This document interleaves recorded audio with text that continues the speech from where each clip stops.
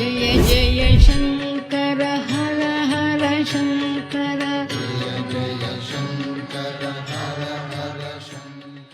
ஆன்மீக அன்பர்களே, இந்த பெரியவா தரிசனத்தில் இன்னைக்கு உங்களுக்கு சிலிர்ப்பு ஏற்படுத்தக்கூடிய ஒரு சிறப்பான செய்தி வச்சுருக்கேன். சிலிர்ப்பு ஏற்படுத்தக்கூடிய ஒரு சிறப்பான செய்தி வச்சுருக்கேன். எப்பா, இந்த சிலிர்க்கிற மாதிரி விஷயம் தொலைக்காட்சியிலையோ ஒரு இணையதளத்திலையோ ஒரு வாட்ஸ்அப்பில் போகும்போதே யூடியூப்பில் பார்க்கணும்னா அது ஒருத்தரால் தான் முடியும்.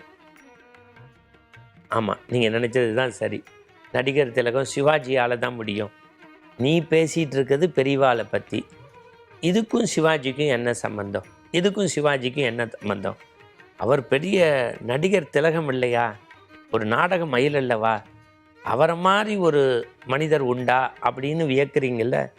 அவருக்கும் பெரியவாளுக்கும் இருந்த தொடர்பு, வெளியில் தெரியாத விஷயத்தை இன்றைக்கி உள்ளங்கை நெல்லிக்கனியாக உங்களுக்கு சொல்ல போகிறேன்.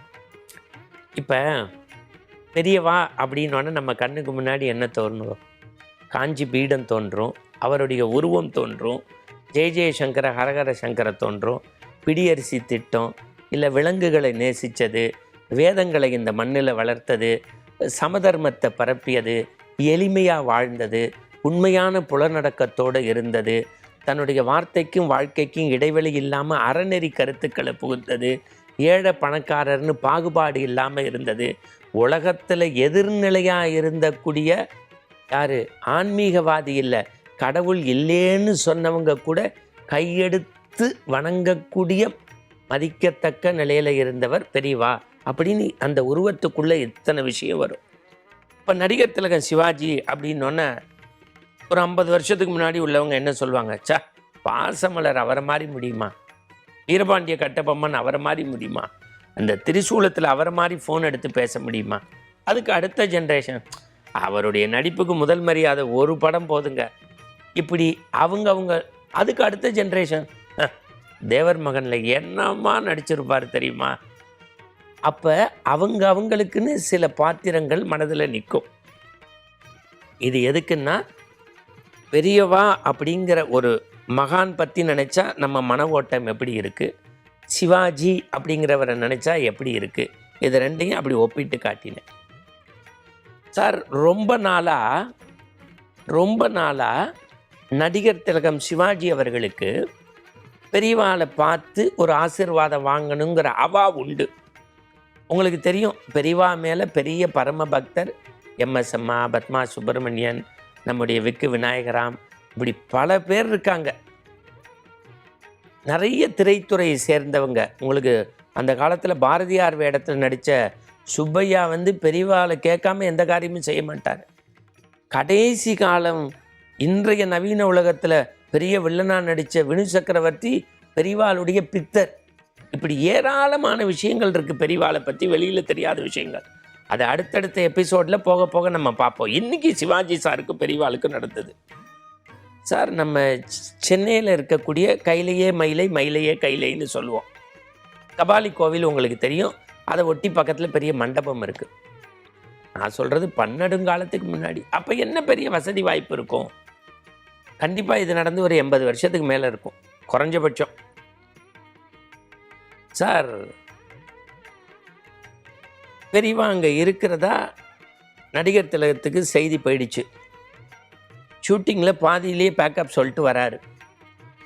வீட்டில் போய் குளிச்சு அவரை பார்க்குறதுக்கு தும்பப்பூ மாதிரி வெள்ளை வேட்டி சட்டை கட்டிட்டு நெத்தியில் திருநீர்லாம் பூசிக்கிட்டு அப்படி வராரு சார். அவர் ஃபஸ்ட்டு எப்படி இளையராஜா மியூசிக் தியேட்டருக்குள்ளே போனோன்னு கரண்ட்டு கட்டாச்சோ அது மாதிரி சிவாஜி சார் மகாபெரிய சுவாமிகளை சந்திக்கிறதுக்கு அப்படி முதல்ல அந்த மயிலாப்பூரில் இருக்கக்கூடிய கபாலி கல்யாண மண்டபத்துக்கு உள்ளே போகிறாரு. எலக்ட்ரிசிட்டி கட்டு.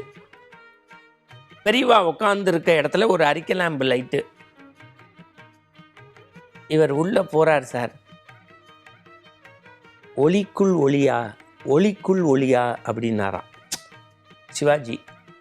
இவருடைய அந்த ஞான பார்வையும் அந்த பெட்ரூமாஸ் லைட்டோடைய வெளிச்சம் அப்படி ஒரு சேர இந்த சினிமாவில் சொல்லுவாங்களே கேமராமேன், அங்கே லைட்டை ஃபோக்கஸ் பண்ணி அப்படி எடுங்கன்னு, அது உங்களுக்கு தெரியுமில்ல, ஒரே பக்கம் அந்த வெளிச்சத்தை குவிய செய்கிற மாதிரி ஒரு சேர ஞான வெளிச்சம் குவிஞ்சிருக்குன்னு சிவாஜி அப்படியே பார்த்து மெய் செலுத்து போனாராம். வந்திருக்கவாள்லாம் இந்த மாதிரி சிவாஜி வந்திருக்கோன்னு பொதுவாக பெரியவா எதை பற்றியுமே ரொம்ப பெருசாக அலட்டிக்க மாட்டார். சிவாஜி நமஸ்காரம் பண்ணோன்னு அவரை நன்னாருன்னு சொல்லணும்ல.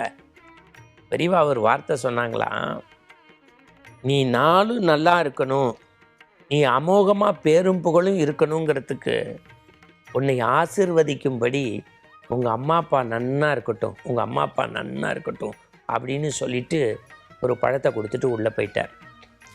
சிவாஜிக்கு தார தாரையாக தண்ணி ஊற்றுது. இதை அப்படியே வச்சுக்கோங்க.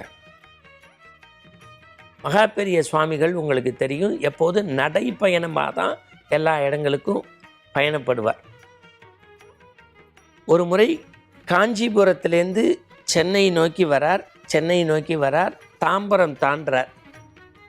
இப்போ உங்களுக்கு செங்கல்பட்டு, மதுராந்தகம், மேல்மருவத்தூர் வரைக்கும் சென்னை அவுட்டர் ஆகிடுச்சு, திண்டிவனம் வரைக்கும்.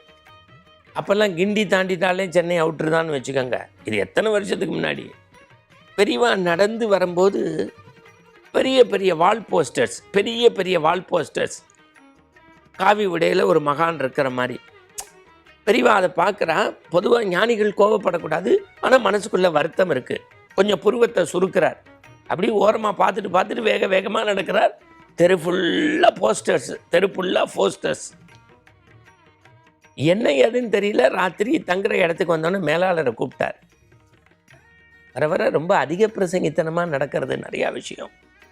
ஆளுக்கு தூக்கி வாரி போட்டுச்சு. நான் வர்றதுங்கிறது என்ன பெரிய போஸ்டர் அங்கங்க, என்ன விளம்பரம்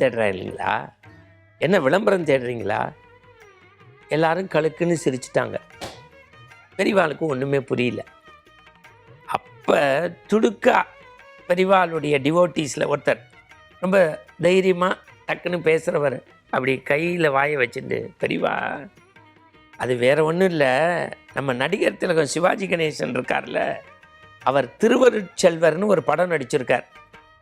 அதில் ஒரு மகான் கேரக்டர், ஒரு பெரியவா மாதிரி, அதில் விளம்பரப்படுத்துறதுக்கு அந்த மாதிரி போஸ்டர் ஒட்டியிருக்கா. அதான் ஊர் ஃபுல்லாக சிவாஜியோடைய திருவருட்செல்வர் போஸ்டர்.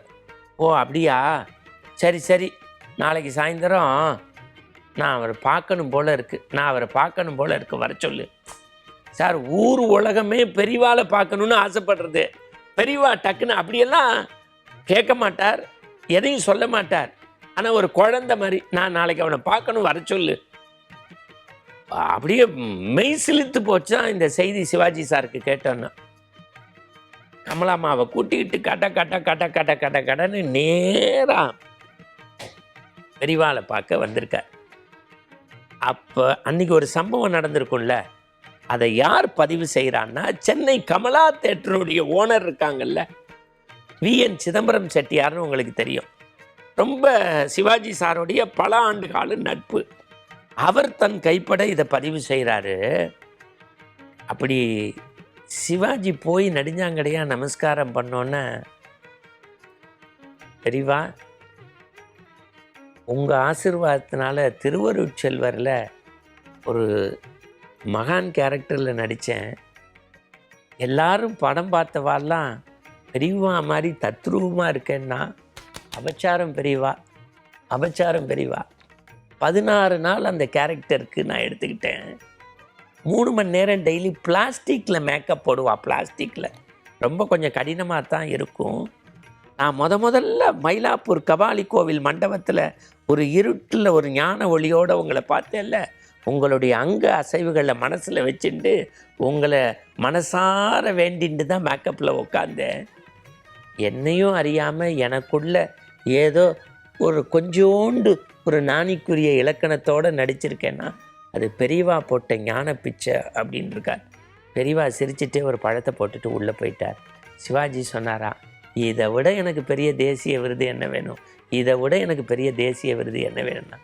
இப்படி நடிகர் திலகத்தால் கொண்டாடப்பட்ட உண்மையான இந்த காவி உடையின் கருணாமூர்த்தி நம்முடைய மகா பெரியவா. மீண்டும் நாளை சந்திப்போம். வணக்கம். शङ्कर हर हर